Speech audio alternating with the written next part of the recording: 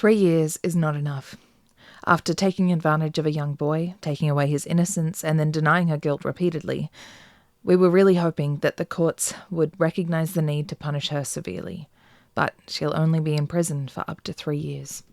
Today, I'll be giving an update to the case of a female predator that we've been covering here on the channel. Before I get too far into it, hello, my name is Nell, and I have things to say about disability, chronic illness, mental health, and current events. If that sounds like something that interests you, I would love it if you would subscribe to the channel. Come back every second Wednesday when I upload my regular videos. Keep your notifications turned on so you know about extra videos like these that I make when something strikes my interest. Let me know what you think of my videos in the comments section, and if you know of somebody who would benefit from or enjoy one of my videos or the whole channel, please feel free to share a link with them. In 2021, an Australian influencer and business owner, who I cannot name due to a suppression order, sexually assaulted a 14-year-old boy. She told him, "Don't tell your father about this." She kissed him. She undressed them both, and then she forced him to engage in oral and penetrative sex with her. Late last year, she was found guilty on 2 counts of aggravated sexual intercourse with a child under 16 years of age. On Friday the 1st of March, she wore a prison uniform and attended the New South Wales District Court via video link for sentencing. She was sentenced to 3 years in prison, with a non-parole period of 18 months. She will be eligible for release on February 26, 2025, in less than a year. She claims that mental health issues plus the influence of alcohol affected her judgment on that night. A psychologist who had one session with her claims that there are no signs of pedophilic tendencies. According to the judge, the incident was isolated and unplanned, and her risk of reoffending was low. She accepted the psychologist's finding of disorders that caused her to have impaired judgment. Her lawyer plans to appeal the sentence. I'm not happy. I'm not happy at all. I've been watching this case from the beginning, and it's made me sick. Everything I've read about it, if you've watched my videos on it, you'll see the absolutely disgusting way that she treated this young boy. And completely remorseless, she's been denying it. At every step, in every court appearance, she has been denying it. There is no remorse. And my question to the judge is, if she has these disorders that cause her to have difficulty with substance abuse and impaired judgment, and you can acknowledge that she's already been in therapy for some of these disorders, how can you believe that this incident was an isolated one? There are no pedophilic tendencies, but she was attracted to a child. The psychologist said that to not reoffend, she needs to stay sober, but at the same time, she is at risk of continuing to have issues with alcohol. She claims to have abused a child because she got drunk, but it won't happen again. But at the same time, she has issues with not being able to stop drinking.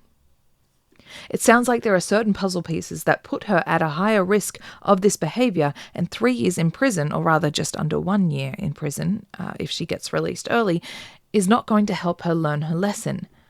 The maximum sentence for her 2 convictions was 30 years, and she got, I think it's 10% of that. Do you think she would have received the same sentence if she were a man? I don't think so.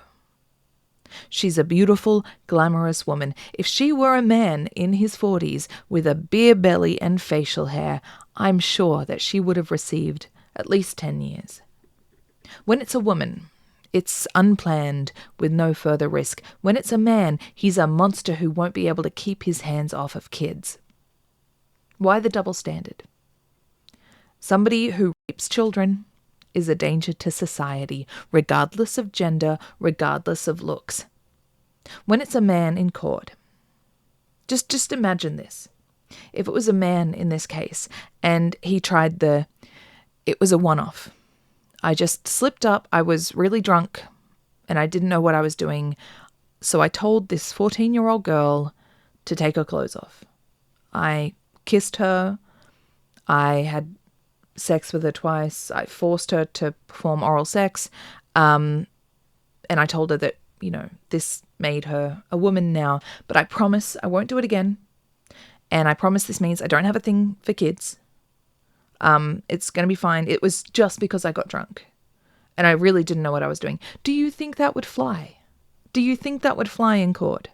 No, we would call bullshit and lock him up for at least a decade. And then even once he got out, he would have to be checking in constantly. He would be on a sex offenders register. Because one incident would make us just label him a pedophile. For this woman, no, she's definitely not a pedophile, even though she was attracted to a child.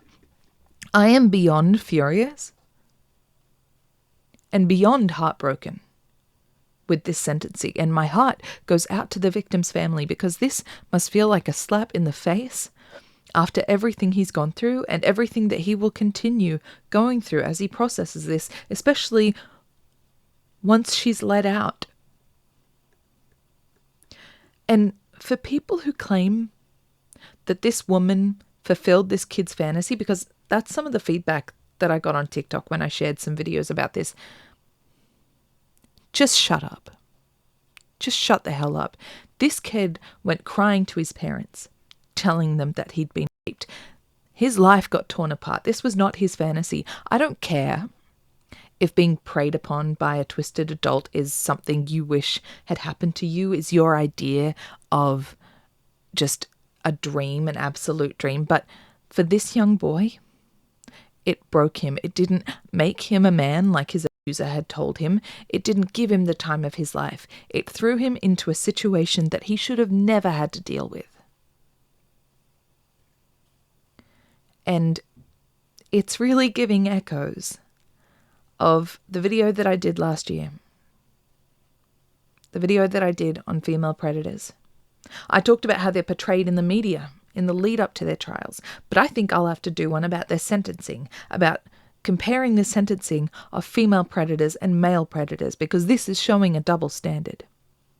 Put a man in that court, give him the same evidence, give him the same defense, he would not have received this sentence.